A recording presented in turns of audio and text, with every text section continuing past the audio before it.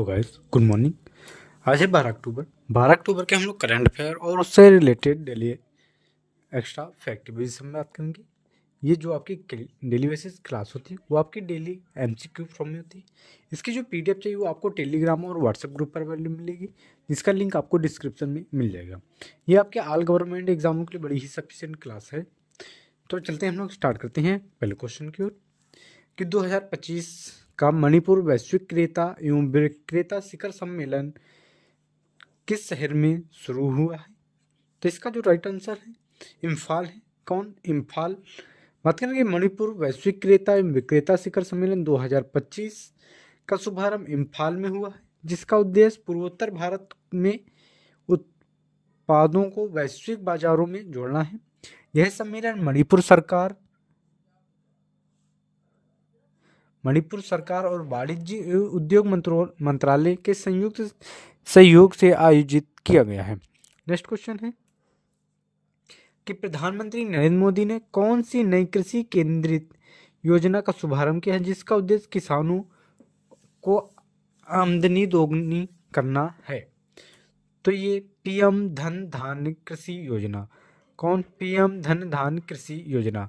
प्रधानमंत्री नरेंद्र मोदी किसानों की आर्थिक सशक्तिकरण और ग्रामीण विकास को ध्यान में रखते हुए पीएम धन धान्य कृषि योजना का शुभारंभ किया है। इस योजना का जो उद्देश्य है वो किसानों की आय को बढ़ाना है, भंडारण सुविधा में विकसित करना है और फसल मूल्य स्थिरता सुनिश्चित करना है। नेक्स्ट क्वेश्चन की बात करें कि नवीकरणीय ऊर्जा के सतत और जिम्मेदार परिवर्तन को सुनिश्चित करने के लिए हाल ही में IUCN और किस संगठन ने समझौता किया है? तो ये IRENA ने किया है, यानी अंतर्राष्ट्रीय प्रकृति संरक्षण संघ, यानी international union of conservation of nature, और अंतर्राष्ट्रीय नवीकरणीय ऊर्जा एजेंसी IREN यानी इंटरनेशनल रिन्यूएबल एनर्जी एजेंसी है के एक महत्वपूर्ण सहयोग से समझौता पर हस्ताक्षर किए गए। इस समझौते का जो उद्देश्य है तो ये वही आर यानी renewable energy transition with biodiversity protection है, यानी नवीकरणीय ऊर्जा परिवर्तन को तेज करते हुए जैव विविधता की रक्षा करना। नेक्स्ट क्वेश्चन की बात करें कि हाल ही में किस देश ने मिलकर कनेक्टिविटी और नवाचार केंद्र का शुभारंभ किया है? तो ये ब्रिटेन ने किया है। किसने? ब्रिटेन ने। बात करें भारत और ब्रिटेन ने मिलकर कनेक्टिविटी और नवाचार केंद्र का शुभारंभ किया है, जिसका उद्देश्य दोनों देशों के बीच प्रौद्योगिकी, व्यापार, अनुसंधान सहयोग को बढ़ावा देना है। इस केंद्र का उद्घाटन नई दिल्ली में किया गया है, जिससे भारत की ओर से विदेश मंत्री डॉक्टर एस जयशंकर, ब्रिटेन की ओर से निवेश सचिव डेविड कैमरन ने भाग लिया है। नेक्स्ट क्वेश्चन क्या करते हैं कि हाल ही में किन 3 प्रमुख बंदरगाहों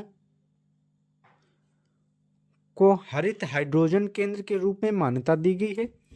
तो ये पारादीप, बीजाग, विशाखापत्तनम और बोपिन है।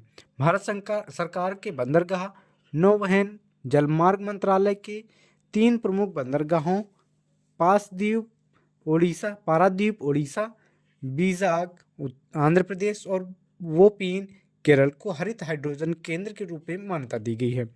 इस पहल का उद्देश्य भारत में ग्रीन हाइड्रोजन अर्थव्यवस्था को आगे बढ़ाना और 2030 तक वैश्विक ऊर्जा में भारत की भूमिका को मजबूत करना है।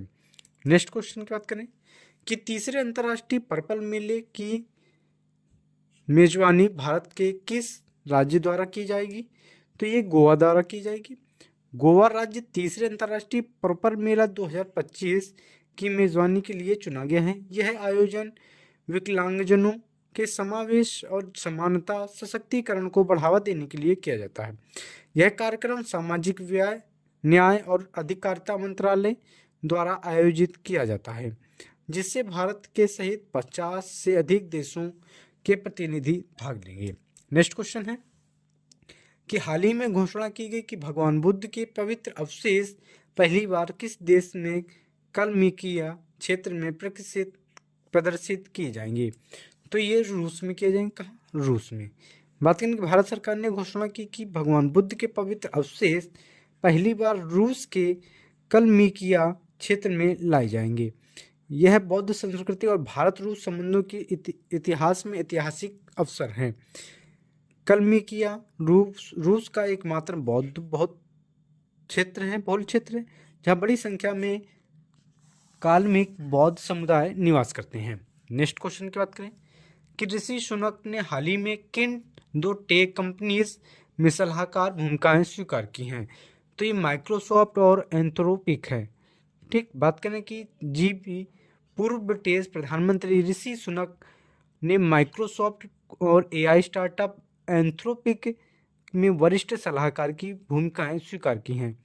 ये भूमिकाएं आंशिक और आंतरिक सलाहकारी होंगी और यूके की adversary committee on business appointment के नियमों का पालन करते हुए नियुक्त की गई हैं।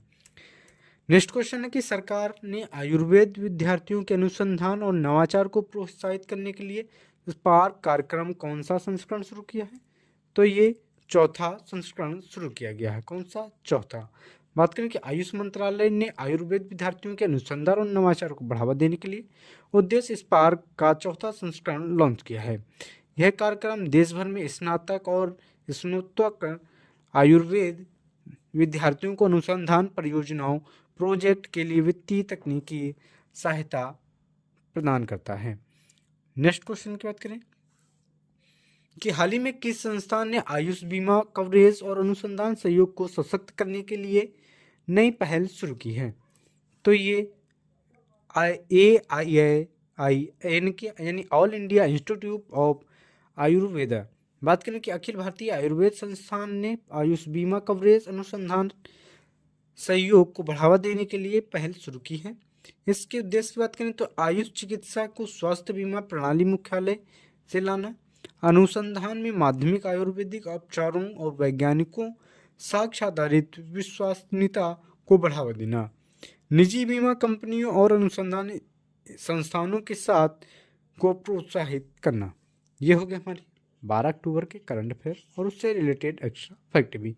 इसकी जो PDF है वो आपको टेलीग्राम और व्हाट्सएप ग्रुप पर मिलेगी।